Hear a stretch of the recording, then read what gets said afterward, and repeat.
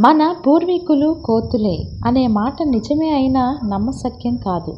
దానిని ఒక సిద్ధాంతంగా చేసి మానవ పరిణామాన్ని ప్రజలకు తెలియచేసిన మొదటి వ్యక్తి చార్లెస్ డార్విన్. మానవ పరిణామం గురించి తెలుసుకోవాలనే జిజ్ఞాసతో అనేక పరిశోధనలు చేసి ది ఆరిజిన్ ఆఫ్ స్పీసీస్ అనే పుస్తకం రాసి సంచలనం సృష్టించాడు చార్లెస్ డార్విన్. బాలలు వానరుడు నరుడుగా పరిణామం చెందాడు అనే మాట వినసొంపుగా లేకపోయినా అది సత్యమనే విషయం ఈనాడు అందరూ గుర్తించారు.